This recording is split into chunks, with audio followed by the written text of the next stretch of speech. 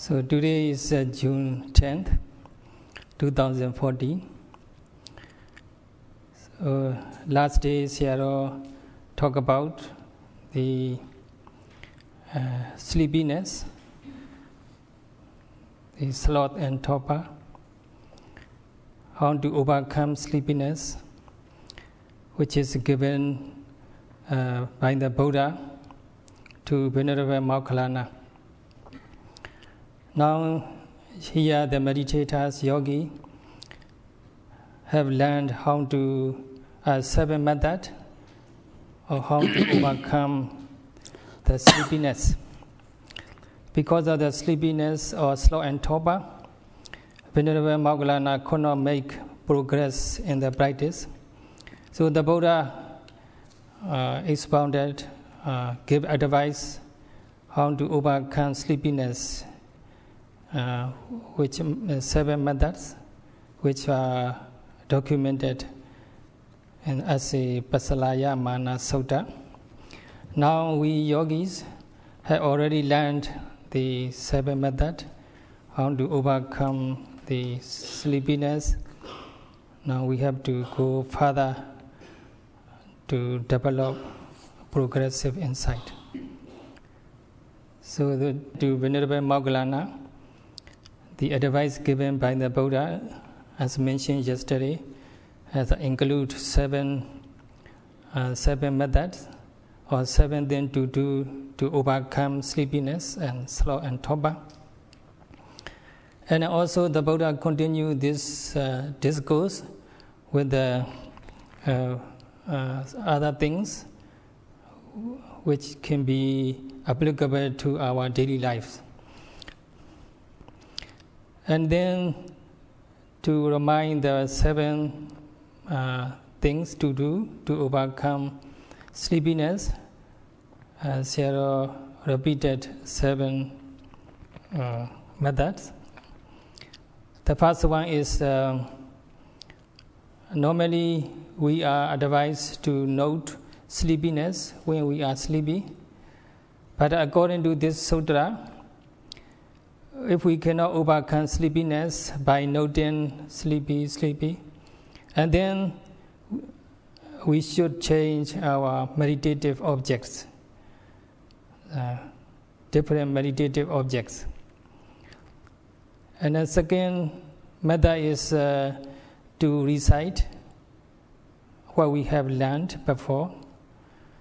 And then the third one is to contemplate or to analyze what we have learned in detail. And the fourth is to rub our body or face and or massage body and something like this. And then number 5 is to develop the perception of light. Here, perception of light is related to mostly with the development of concentration, samatha practice.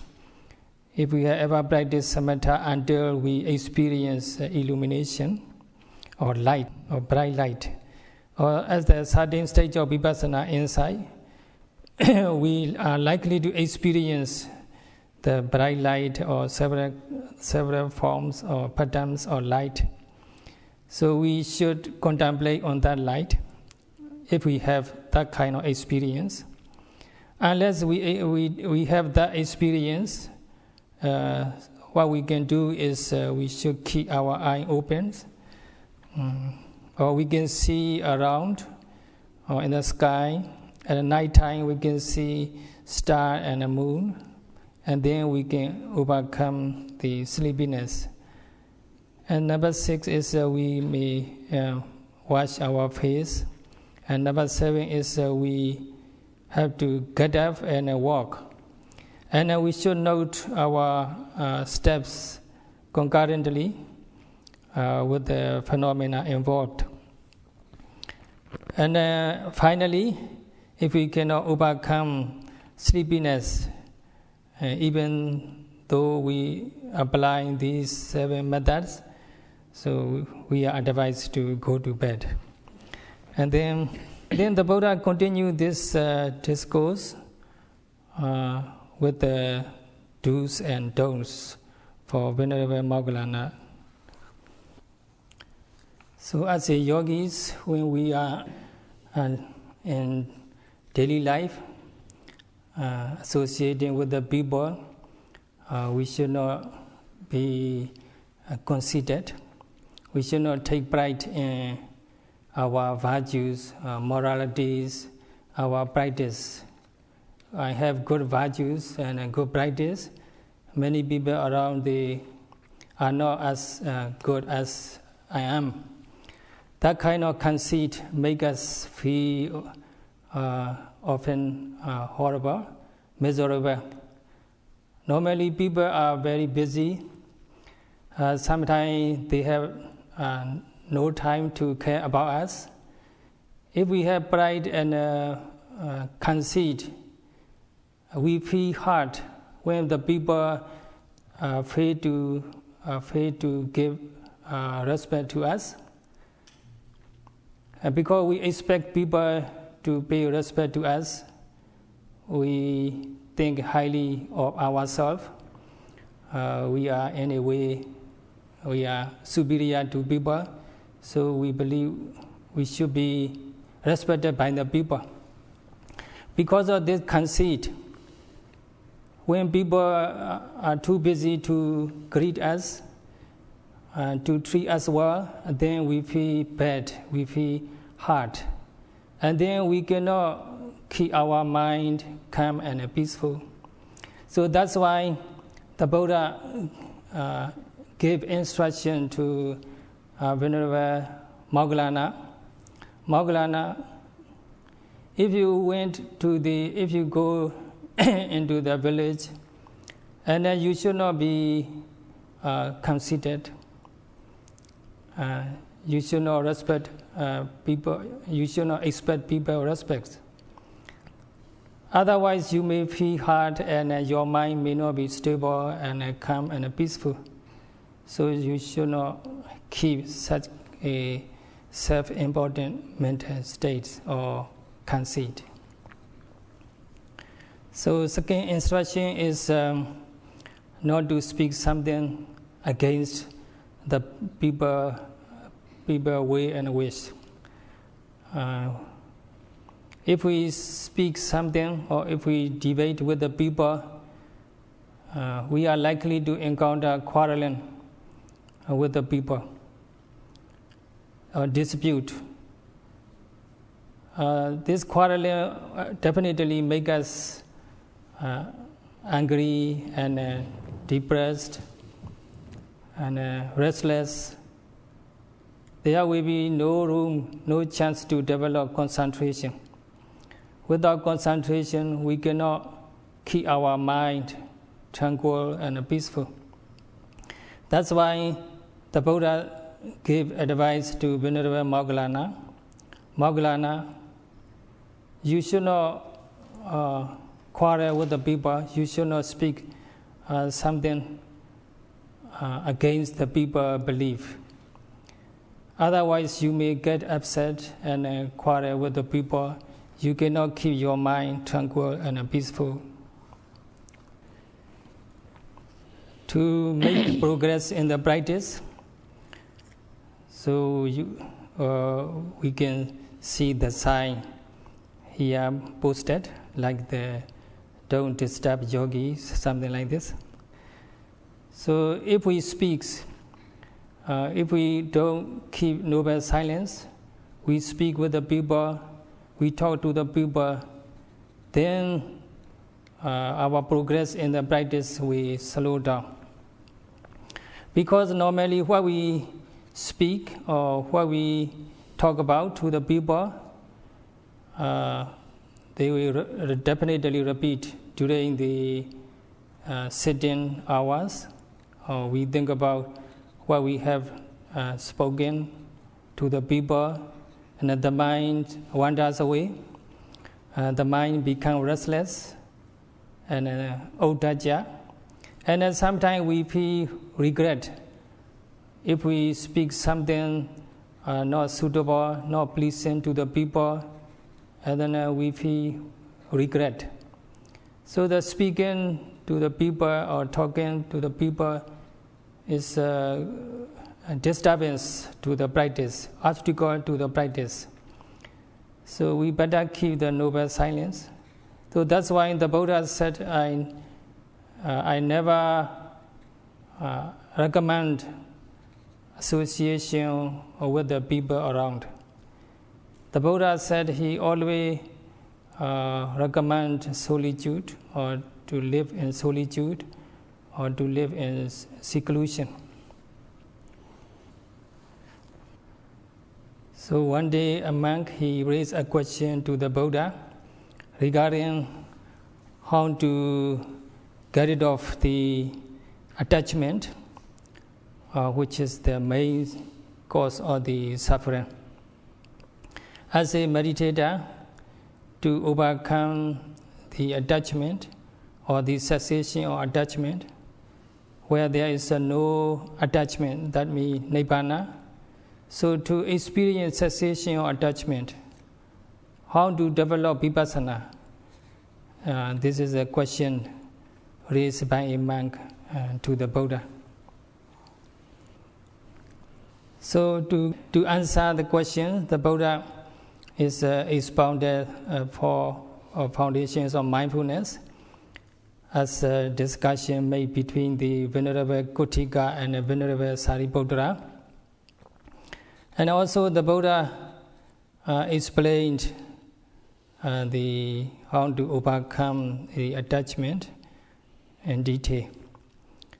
We human beings are always attached to our life and our belongings and properties, and living or non-living.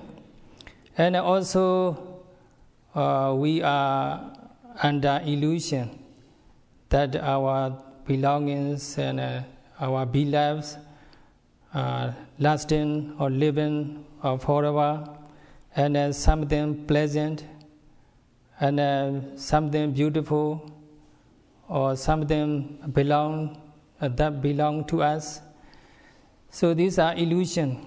So we take ourselves and our beloveds and our belongings as something everlasting, pleasant, beautiful, or our own. So in this way, we take our belonging and beloved through the attachment and illusion, tanha and deity. So one day, it is said the evil devas came down to the Buddha and declared, "The Buddha, you are tying us. You are bound to a samsara with the tanha snare or tanha trap. You cannot escape out of the attachment, tanha. So you are firmly bound to with the tanha attachment. There are living beings, some are earthbound living beings, some are living on earth, other living beings in the sky, and many other living beings are celestial beings. All living beings are tied down and with the tanha snare or the attachment or trap. No one can escape from the tanha attachment. You, Buddha, you are also cannot escape this kind of tanha attachment snare. So life is can be compared to a prison or like jail. It's bondage. So we are bound to the sense objects like sight or sound, so on. So we are always attached or hungry for beautiful something, to see something beautiful or beautiful sight, and we are attached to the sound, pleasant sound, and So these attachments bind us to the samsara, or to the like a prison. We cannot practice meditation, we cannot do good things because of these attachments to sense object. And in the same way, we attach to the good smell, and also we attach to good food. And here at the meditation center, we are not allowed to eat dinner. So many people, they are very hesitant to come and practice meditation the center like this, because they cannot overcome the attachment to dinner. So if we cannot practice Vipassana, if we cannot come and practice to the center, then we miss the chance to develop mindfulness, Vipassana inside. We miss the chance to listen the Dhamma. So there is no way for us to be liberated out of the samsara. And also there are many people, they enjoy the sensual pleasure, sensual touch, so kind of the romantic touch. So they enjoy that kind of touch. They cannot come to the meditation center for the intensive retreat like this. So in this way, people are bound or tied with the attachment snare. We cannot be escaped out of the attachment unless we can practice meditation. So that's why the evil spirits, evil devas, announce the Buddha. The Buddha, you are also tied up with the attachment snare, attachment to sense object, sight, sound, smell, and so on. So everybody else, all living beings, human beings or devas, any living beings cannot escape from the attachment to sense objects. You, Gautama, you also cannot escape this kind of attachment. This is what the evil spirit told the Buddha. Then the Buddha replied to the evil deva, I have developed the Vipassana insight. I spent 6 years practicing the meditation. So I overcame the attachment to 5 sense objects, sight, sound, smell, and so on. I have no more attachment. So I know these 5 aggregates are suffering, and attachment is wholly responsible for this suffering.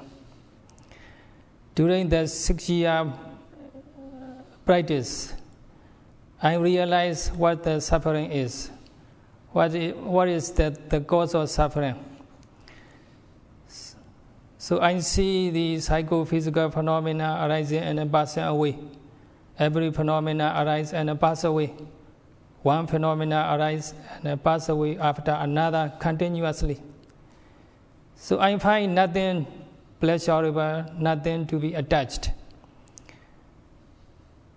So I overcome, I get rid of attachment. I already liberated out of the samsara. Not me alone. My disciple, noble disciple, 60 noble disciple, also follow my way, and also they also overcome attachment. That's why they are qualified to be to do missionary work. So as a missionary, one should be liberated out of the attachment by observing our body's impermanence, suffering, and non-self. So that's why in the second Sutra, Anatta Lakkhana Sutra, that discourse on non-self. The Buddha expounded the non-self nature of the body, non-self nature of the aggregates, 5 aggregates. All 5 aggregates are actually just suffering. There's nothing permanent, nothing pleasurable, or nothing to be taken as I or mine. So the Buddha explained this point in detail in Anatta Lakkhana Sutra. So the Buddha and his 60 disciples have been got rid of the attachment which bound them to the samsara. As a yogi, when we observe the mental and physical phenomena, we can see them changing every moment. They are impermanent, so they are tortured by impermanence, and then they are divided or everlasting I or mine.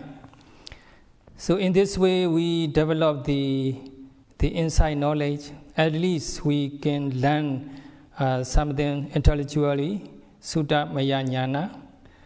And when we observe the present psychophysical phenomena, especially when we observe our body, when we contemplate our body, we can find physical phenomena, different physical phenomena at every moment, changing, arising and passing away. Then we find nothing beautiful or pleasant. These are all physical phenomena changing, arising and passing away. Nothing can be said beautiful or nothing can be said pleasant. Just physical phenomena changing moment by moment. It's just something stressful or suffering, or they arise on their own accord, according to their condition. They arise and pass away according to their condition, not our way or our wish. So they are impermanence, suffering, and non-self. We have no control over them. So by observing our body, we can realize impermanence, suffering, and egolessness, and that's insight we develop through the contemplation of body. That's in Pali we call abhisana, and also called Nyata Prajna. So when we contemplate our body, as I mentioned earlier, we see the different phenomena at every moment arising and passing away. When our concentration and mindfulness gain momentum and get strong, then we see their impermanence clearly. That's what we call Parijanati in Pali, and also we call Tirana Prajna. That means we can decide, these physical phenomena are changing, they are impermanent, they are not something everlasting. We can make the decision. That's in Pali we call Tirana Prajna. So the Buddha said to Venerable Moggallana, you encounter the sense objects like sight, you may enjoy the sight or sound. Actually, this seeing consciousness take place when the eye and a sense object and a visible object encounter. And in the same way, hearing, smelling, tasting, touching. So if you enjoy seeing, hearing, etc., and then there will be attachment, and you will get attached to sense object, sight, sound, smell, and physical touch, and so on. There is a pleasure when we touch something or someone, or when we enjoy any kinds of sense object. So if we enjoy that pleasure, there will become attachment. And the pleasure actually is also impermanent, not lasting. When the pleasure disappeared, there will be that will be replaced by pain and displeasure. And then we will definitely suffer. So they are conditioned. They arise and pass away according to condition, not our own accord, our way or our wish. So they are actually impermanent and suffering and non-self. Mental and physical phenomena and our sensory reactions and five sense objects and our reactions, they arise and pass away in pair. They arise and pass away one by one in pair. And it's not sensible to attach to something impermanent. When we see phenomena changing every moment, impermanent, and then we can overcome attachment. And otherwise there will be attachment followed by the delusion or the ignorance. When we overcome attachment, and there is no room for anger or hatred or depression, which are actually related to attachment. Because of attachment, we feel anger or hatred and so on.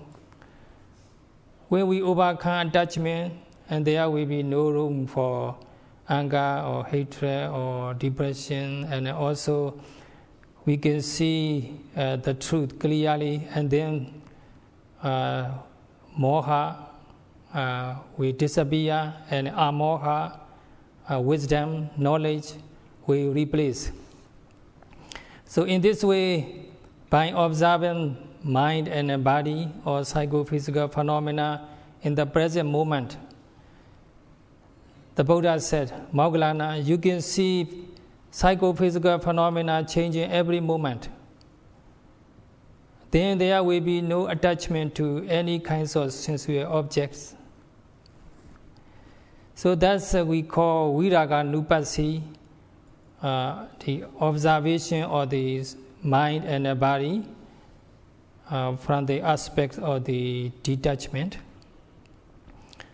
So when we see the psychophysical phenomena arising and passing away, we can develop Vipassana insights step by step until we attain Sotapaddi Magga, the first stage of enlightenment. And then we can overcome the certain level of the attachment. So by observing the mind and the body, mental and physical phenomena, we can see them arising and passing away. And then we no longer attach to psychophysical phenomena, we detached from them. That's what we call parijjaga, the detachment or giving up or abandoning the attachment to mind and body.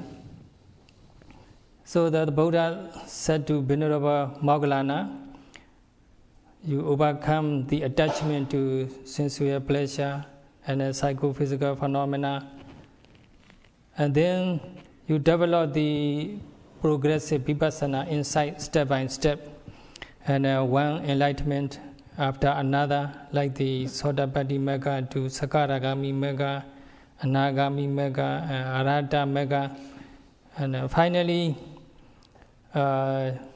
you can experience the ultimate peacefulness of Nibbana. So your mind will get into, rush into the ultimate cessation or the attachment. That is what we call the Pekkhandana, the rush into the ultimate cessation or the attachment.